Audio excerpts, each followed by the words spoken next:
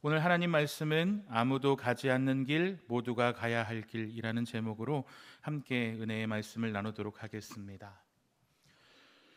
요즘은 핸드폰 내비가 워낙 발전해서 길을 헤맬 일이 잘 없지만 지하 주차장이나 건물에서 막 나올 때 이 내비게이션이 위성 신호를 찾지 못해서 길을 잃어버리는 경우가 종종 발견되곤 합니다.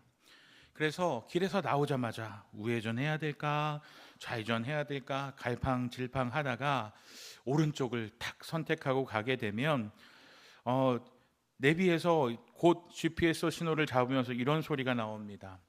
경로를 이탈해 경로를 재설정합니다. 그때 좌회전할 걸, 아니면 잠깐만 좀 기다려 볼 걸 하는 후회가 밀려오게 되어 있는 것이죠. 저처럼 길을 잘 모르는 사람이나 초행길을 가는 사람에게 있어서 내비게이션은 아주 좋은 안내자입니다. 초행으로는 감히 엄두도 낼 수 없는 처음 가보는 그 먼 길을 내비게이션의 도움을 통해서 안전하게 도착할 수 있기 때문입니다. 저는 운전을 할 때마다 이런 생각을 합니다. 무슨 일이든지 미리 알고 있고 미리 사전에 알려주는 인생의 내비게이션도 있었으면 좋겠다. 예를 들어서 내비게이션이 이쪽으로 가라, 이쪽 길이 막히니까 돌아가라 이렇게 말해주는 것처럼 인생 내비게이션이 이쪽으로 가면 고난이 있으니 돌아가라 이렇게 이야기해주면 얼마나 좋겠습니까?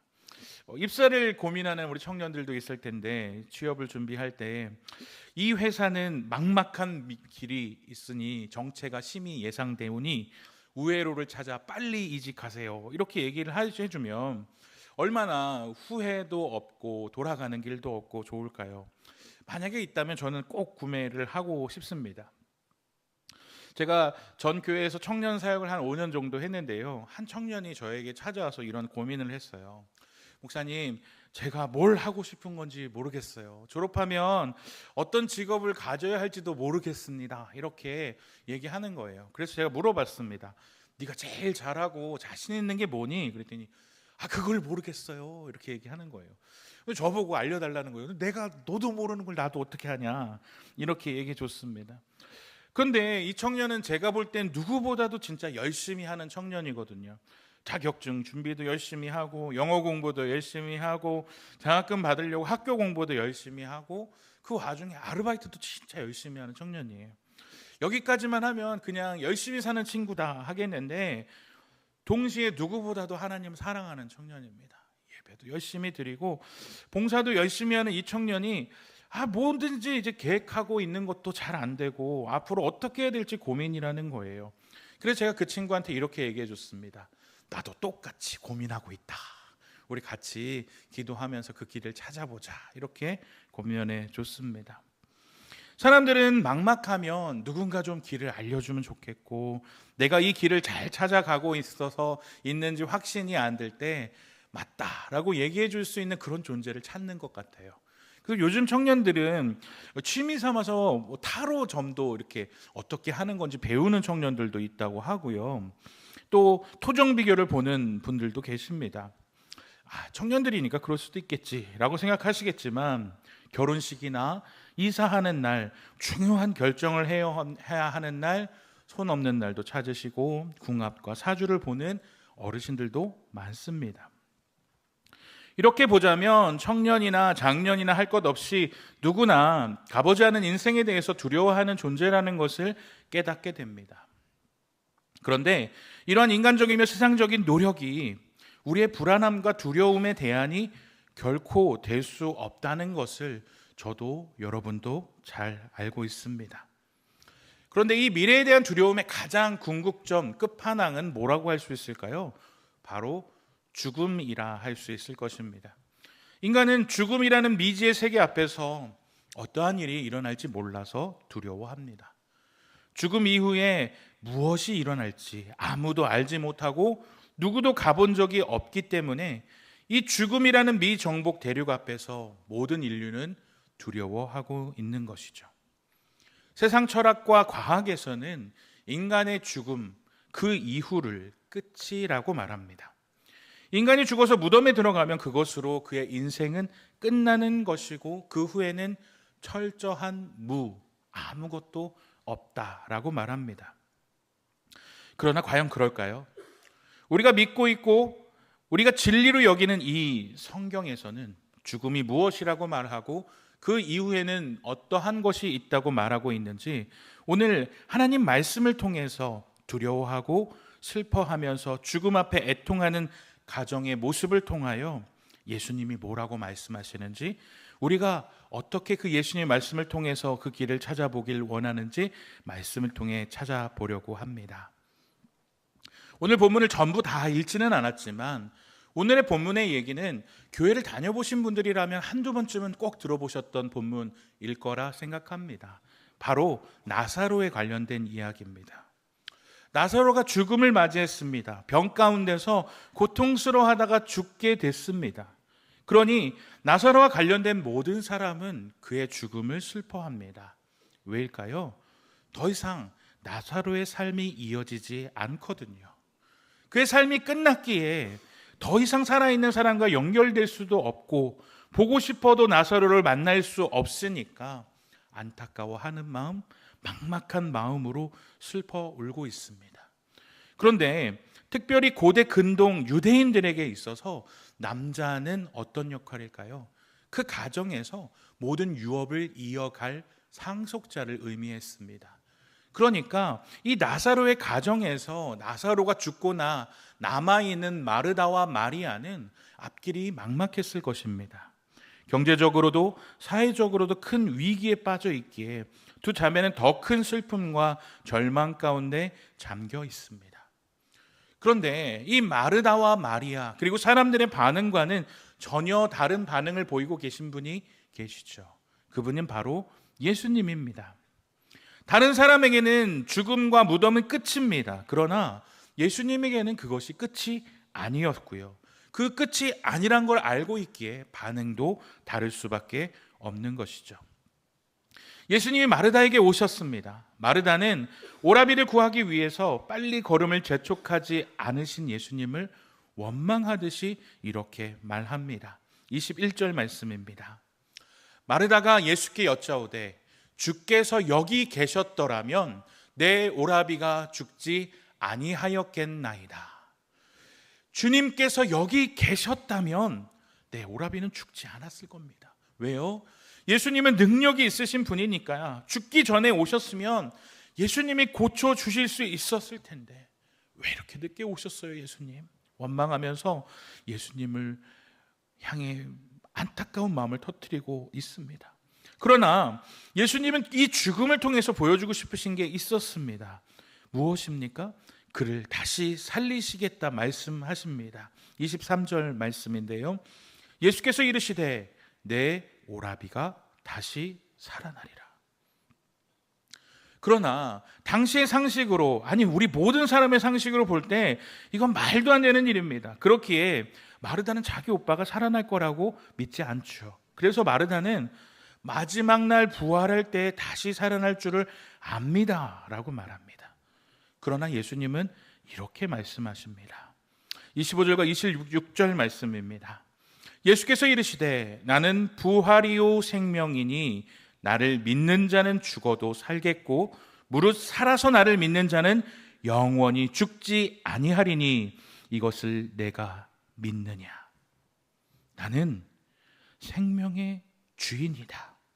부활이고 생명이다. 나를 믿는 자는 죽어도 살겠고 살아서 믿는 자는 영원히 영원히 죽지 않는 영생을 얻을 것이다. 이것을 내가 믿느냐라고 말씀하십니다. 그리고 나서 예수님은 그 말씀의 능력을 보여주기 위하여 나사로의 무덤을 막고 있는 돌을 치우라고 말합니다. 죽은 자가 다시 살아난다는 것은 상식적으로 있을 수 없는 일입니다. 게다가 나사로는 이미 죽은 지 4일, 나흘이나 지났습니다. 이미 시체는 썩어서 냄새가 나기 시작했어요. 고대 근동의 이스라엘 사람들은 몸이 죽으면 영혼이 육체 근처에서 3일 정도 머무른다고 생각합니다. 그러니까 이미 3일을 지나 4일이 됐고 썩은 냄새가 난다는 것은 절대 나사로가 살아날 수 없다는 것을 의미하는 증거들입니다. 그런데 예수님은 이 나사로의 사건을 통해서 계획하신 목적이 있었어요. 어떤 목적이 있었을까요? 42절 말씀입니다. 우리 함께 42절 말씀을 읽어볼까요? 시작.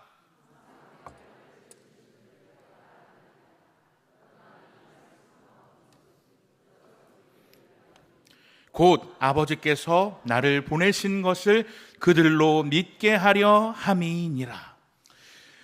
무엇을 그들에게 보여주고 싶으신 겁니까? 하나님께서 나를 보내셨다. 나는 그 보냄 받음을 받은 하나님의 아들이다. 생명의 주권자이신 하나님의 아들인 내가 바로 예수 그리스도, 너희를 구원할 자라는 것을 믿게 하기 위함이다 라고 보여주기 위해서 예수님은 나사로를 부르십니다. 나사로야 나오라. 예수님이 이렇게 명령하실 때 수많은 목격자들이 있었을 거예요. 같이 울기 위해 왔던 사람들, 동네 사람들이 예수님이 왔다고 하니까 그것을 구경하고 있습니다. 아마도 나사로야 나오라 라는 말을 들었을 때 사람들은 이렇게 생각했을 겁니다. 아니, 죽은 사람한테 무슨 명령을 해. 죽으면 끝인데 아무것도 듣지 못하는 나사로가 저런 명령을 듣고 따라갈 수나 있나? 에휴, 저 바보 같은 사람 같으니 라고 예수님을 비웃을 것이 눈에 보입니다. 그들은 예수님을 믿지 않던 자들, 예수님의 능력을 불신하던 자들입니다. 아니, 예수님이 어떤 분이라는 것을 잘 알지 못하던 자들이에요. 그래서 그들은 이렇게 말합니다. 맹인의 눈을 뜨게 한 이 사람이 그 사람은 죽지 않게 할 수 없었더냐. 이 말은 어떤 선지자라도 처음부터 나면서부터 맹인이 되었던 자를 눈을 뜨게 한 적이 없으니 이 사람은 그런 놀라운 이적을 행하는 선지자일 뿐 생명을 살릴 수는 없다. 죽은 자를 살리는 것은 불가능하다라고 말했는 것입니다. 그들의 머릿속에 죽음은 모두가 정복할 수 없는 막힌 길이라고 생각했던 것이죠. 그러나 예수님이 나사로야 나오라 명령하시자 어떤 일이 일어납니까? 44절과 45절 말씀인데요, 함께 읽어보겠습니다. 시작. 죽은 자가 수족을 배로 동인 채로 나오는데 그 얼굴은 수건에 쌓였더라. 예수께서 이르시되 풀어놓아 다니게 하라 하시니라. 마리아에게 와서 예수께서 하신 일을 본 많은 유대인들이 그를 믿었으나. 이 놀라운 사건을 통해서 볼 수 있는 예수님은 누구십니까? 인간의 생각, 인간의 상상을 뛰어넘는 하나님의 아들이시며 우리의 구원자이십니다. 그분의 권세 있는 말을 듣고 나서 나사로는 죽음 가운데 막혔던 문을 열고 나왔습니다. 예수님이 만드신 길, 부활과 생명의 길을 우리는 어떻게 하면 걸어갈 수 있을까요? 어떻게 하면 예수님이 만드신 새 길, 부활의 생명의 길을 갈 수 있습니까? 40절 말씀입니다. 우리 함께 선포하듯이 읽어보겠습니다. 시작. 예수께서 이르시되 내 말이 내가 믿으면 하나님의 영광을 보리라 하지 아니하였느냐. 어떻게 하면 그 길을 걸어갈 수 있습니까? 내가 믿으면. 무엇을 믿는 것입니까? 예수님이 바로 하나님의 아들이시고 하나님의 아들이라 인간의 생사화복을 주장하시는 그분이시라는 것을 바로 아는 자, 그 길을 걸어갈 수 있는 것입니다. 예수님께서는 십자가에서 모든 인간의 죄를 대신해서 죽으심으로 그를 믿는 모든 사람에게 영원한 생명을 주셨습니다. 더 정확하게 말하면 나의 모든 죄가가 예수 그리스도의 십자가만에서 해결되었고 우리는 그 주님을 예수로 믿고 따르는 사람들입니다. 우리가 여기서 꼭 기억해 두어야 할 것이 있습니다. 나사로가 죽음에서 살아났다고 하지만 우리는 나사로를 부활했다고 하지 않습니다. 나사로와 예수님의 결정적 차이는 무엇입니까? 나사로는 스스로 죽음의 길을 뚫어내고 생명을 얻지 못했고 그는 또다시 죽음을 맞이했습니다. 그러나 예수님은 어떠십니까? 스스로 죽음의 길을 뚫고 생명의 길을 여셨습니다. 예수님은 모든 인류의 죄를 대신해서 십자가에 죽으셨고 우리의 모든 죄값을 갚으시고 영원한 생명을 얻는 첫 열매가 되어 주셨습니다. 고린도전서 15장 20절 말씀입니다. 그러나 이제 그리스도께서 죽은 자 가운데서 다시 살아나사 잠자는 자들의 첫 열매가 되셨도다. 예수님은 모든 부활하는 자, 생명 얻는 자, 죽음의 길을 뚫는 자의 첫 번째 열매가 되셨습니다. 그 말은 두 번째, 세 번째, 네 번째 열매도 있다는 말이죠. 그분이 십자가에서 죽으시고 부활하시며 열어놓은 생명의 길에 최초의 개척자가 되셨고, 첫 길을 열어놓으신 예수님을 따라가면 우리는 더 이상 죄와 사망의 권세 아래 서 있지 않게 되는 것입니다. 로마서 8장 2절 말씀을 보면, 이는 그리스도 예수 안에 있는 생명의 성령의 법이 죄와 사망의 법에서 너를 해방하였습니다. 우리를 얽어매고 있던 죄와 사망의 법에서 우리는 예수 그리스도 안에서 생명의 성령의 법으로 인하여 해방되었습니다.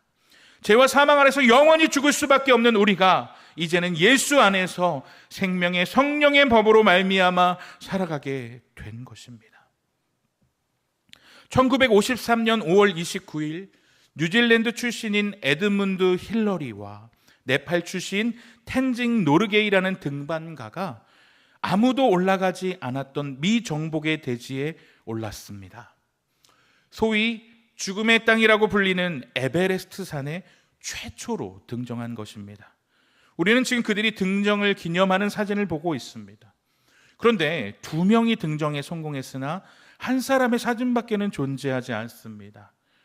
함께 등정한 힐러리가 노르게이의 사진을 찍어줬어요. 그런데 애석한 점은 1953년에는 셀카봉이 없었다는 겁니다. 그래서 자기밖에 사진을 못 찍은 거예요. 그래서 사람들이 생각했죠. 아니, 그 노르게이한테 사진기 찍는 법 알려주면 누르기만 하면 되는데 이거 알려주면 되지 않아요? 이렇게 얘기했는데 그게 쉽지 않았던 모양이에요. 왜냐하면 해발 8,000m 고도, 더 넘는 고도에서는 조금만 옮기는 것도 고역이고 기껏해야 눈으로 소탕하는 게 전부였답니다. 설명해 줄 수가 없었던 거예요. 말하면 되지 않느냐. 산소 포화도가 산소량의 3분의 1에 불과합니다. 평지에 비해서. 그래서 산소 포화도가 60%까지 떨어지기 때문에 호흡할 산소도 부족해서 말로 소통하는 것이 무리였다는 거예요.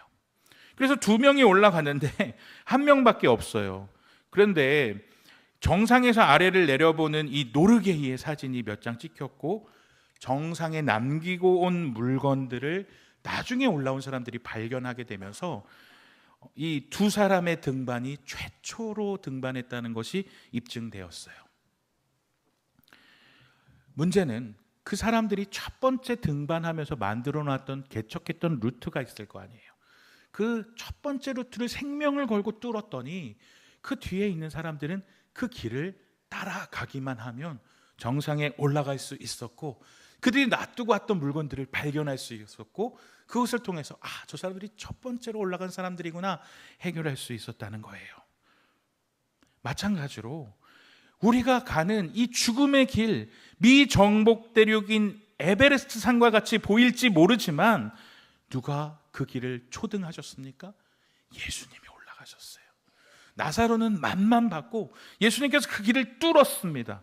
그런데 그 길은 남들이 볼 땐 막혀있는 길 같고 불가능해 보이는 길 같습니다.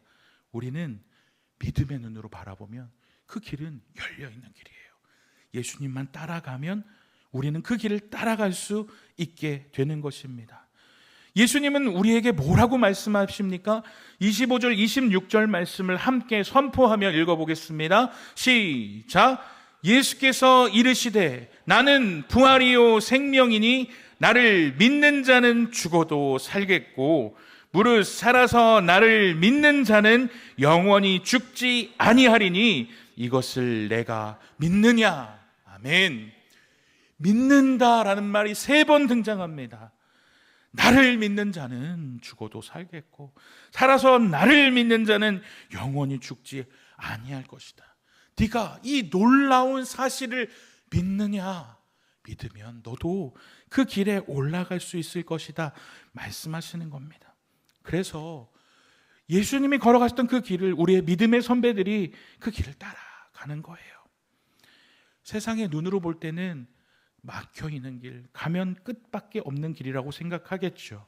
세상의 내비게이션에는 무덤이 끝이라고 나오니까요. 그런데 주님이 우리의 이름을 부르는 순간 결국에 그 길이 맞았다는 것이 입증될 것이고 우리는 믿음의 눈으로 그 길을 신나게 달려갈 것입니다.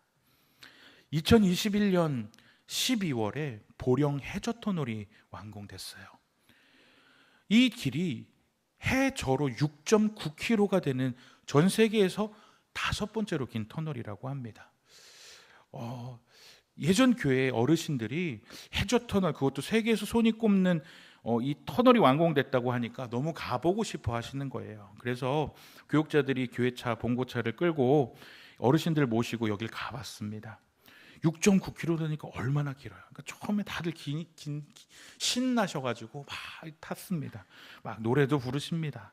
배를 딱 지나가는데 처음에는 뭐 신기하게 딱 들어갔는데 들어가고 나니까 이 기대감, 신나는 것이 실망감으로 변해요. 가보신 분들은 아시겠지만 해저 터널이라 그러면 그 바로 옆에 막 물고기도 좀 지나다니고 뭐 광어도 이렇게 수영하고 이런 걸 상상하셨는데 이게 해저 터널인데 바다 밑에 있는 길로 뚫어진 길인 거예요. 아무것도 안 보이는 거예요. 그러니까 아니 이럴 거면 여기 뭐하러 왔어? 이거 아무것도 안 보이는데 뭐 사패산 터널이 더 나은 것 같은데 뭐 이렇게 얘기하면서 아니 빨리 갑시다 이렇게 얘기해서 바로 돌아왔는데 저는 운전하는 사람의 입장에서는 조금 그 길이 신났어요. 왜냐하면 남자분들은 뭐 운전하시는 분들은 아실 겁니다. 아무도 안 달리는 길, 처음에 그 잘라 있는 길을 쌩쌩 달리는 그 기분이 또 최고고요. 두 번째는 제 내비는 최신 내비니까 지도에는 딱 이렇게 새 길이 딱 나와 있는데 이 교회차 내비는 업데이트를 안 한 거예요. 그러니까 이 교회차 내비에서는 보면 막 산 뚫고 바닷속으로 막 직진해서 들어가는 것 같은 거예요. 한참을 가는데도 아직 우리는 바닷속에 있는 거죠. 그러니까 이런 생각이 들더라고요. 예전에는 엄두도 못했던 길을 이 과학이 발전하니까 여기를 막 지나가고 있네. 엄청 신나는 거죠. 그래서 진짜 내 새 길을 가는구나. 많은 사람이 바다라고 생각했던 그 길이 나에게는 잘나 있는 길이구나라고 생각했어요. 아직 내비게이션이 업데이트가 안 된 사람의 눈에서 보기에는 예수님을 믿는 사람이 바닷속에 뛰어드는 사람 같고 산을 향해 막 들이받는 것 같고 없는 길을 뚫고 무식하게 달려가는 걸로 보일 겁니다. 그런데 최신 내비, T맵, 네이버 지도를 보는 우리는 최신식으로 잘 포장되어 있고 남들이 가지 않은 길을 신나게 달려가고 있는 겁니다. 우리의 관점이 바뀌면 불가능하겠다고 생각하는 길을 뚫고 달려가는 길이 되는 것이죠. 오늘 설교의 제목이 아무도 가보지 않은 길, 모두가 가야 할 길입니다. 맞습니다. 죽음은 아무도 가보지 않은 길입니다. 두려운 길이고 막막한 길이었습니다. 그런데 이제는 예수님께서 그 길을 먼저 걸어가셨고 죄로 인해 막혀있고 갈 수 없었던 그 길을 예수님이 십자가 보혈로 뚫어버리시고 영원한 생명의 길을 만들어 놓으셨어요. 우리가 예수님을 믿기만 하면 성령께서 주시는 목소리에 귀 기울이면서 예수님이 먼저 걸어가셨던 그 길, 십자가의 길, 생명의 길을 우리도 같이 따라가기만 하면 우리에게도 영원한 생명을 얻는 놀라운 은혜가 있다는 것입니다. 업데이트가 안 된 세상의 사람들은 이렇게 얘기할 거예요. 우리를 보고 산을 향해 돌진하는 자들, 바다를 향해 달려드는 바보 같은 자들이라고 얘기할 겁니다. 한 집사님을 만나서 간증을 들었어요. 예수님 믿고 나니까 너무너무 일상이 바빠졌다는 거예요. 어떻게 바빠졌냐? 수요일 날은 수요 예배 가고, 금요일 날은 금요 예배 가고, 일요일 날은 교회 가고, 오후에도 시간이 안 돼서 훈련을 받아야 되니까 오후에도 바쁘고, 구역 모임 한다고 틈만 나면 교회 안 가고, 그러니까 교회 안 다니는 사람이 보기에는 이상한 사람인 거예요. 도대체 뭐 하는 사람인가? 그뿐입니까? 예수님 믿는다고 하면 남들보다 그래도 조금 더 말씀대로 살아보려고 깨끗하게 살려고 노력하고 알아주지 않는데도 착한 척하는 사람들, 세상 사람들은 우리를 보고 위선자라고 부를지도 모릅니다. 편한 길 외면하고 불편하고 힘든 길을 자처하는 바보들로 보일지도 모릅니다. 그런데 우리는 그들과 가는 길이 다릅니다.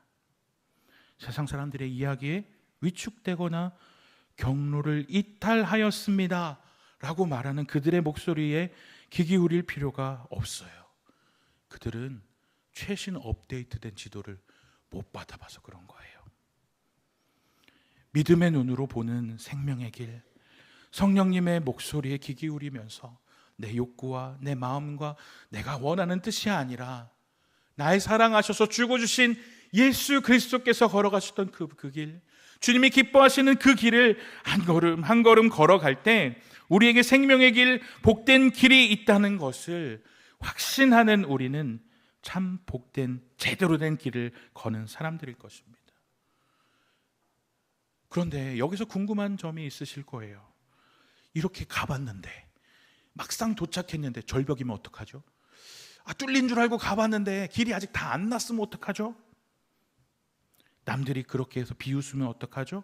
의심하지 마십시오. 고린도전서에서 이렇게 말하고 있습니다. 13장 12절 말씀 함께 읽어보겠습니다. 시작. 우리가 지금은 거울로 보는 것 같이 희미하나 그때에는 얼굴과 얼굴을 대하여 볼 것이요 지금은 내가 부분적으로 아나 그때에는 주께서 나를 아신 것 같이 내가 온전히 알리라. 지금은 잘 몰라요. 당시에는 거울이 구리 거울이었어요. 투명하지 않아요. 아무리 닦아도 명확하게 보이지 않아요. 우리가 보고 있는 거는 긴가민가 확실한가 아닌가 확신할 수 없어요. 그런데 최후의 그 길의 끝에 가면 역시 우리가 옳았어. 남들이 뭐라고 하건 예수님을 따라서 그 생명의 길 가길 잘했어. 주님 곁에서 영원한 기쁨을 누리며 우리의 길이 옳았다는 것이 증명되어지는 짜릿한 한판승을 경험하게 될 것입니다. 사랑하는 송원교회 모든 영가족 여러분, 주님께서 뚫어놓으시고 걸어가셨던 그 길을 우리 또한 믿음으로 함께 걸어가시지 않으시겠습니까? 주님이 걸어가셨던 그 길, 우리 모두가 걸어가야 할 그 길을 성령님의 인도하심 따라 기쁨으로 걸어가시는 복된 송원교회 모든 영가족들이 되시기를 우리 주님의 이름으로 축복합니다. 아멘. 기도하겠습니다.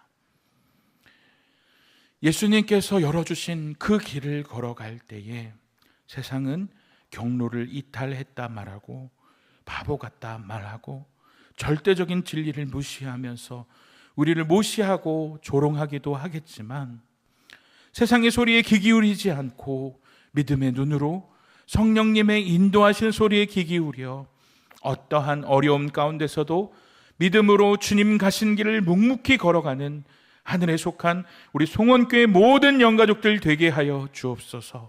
한 주간 우리의 삶 속에서 믿음의 내비게이션만을 바라보며 달려갈 때에 우리의 선한 행실로 예수가 증거되어지는 놀라운 은혜가 있도록 우리를 전도지로 예수를 비추는 거울로 사용하여 주옵소서. 다르게 사는 것을 두려워하지 않게 하시고 우리에게 감당할 넉넉한 능력을 주옵소서. 우리에게 영원한 생명의 길을 열어주신 예수 그리스도의 이름 받들어 기도하옵나이다. 아멘.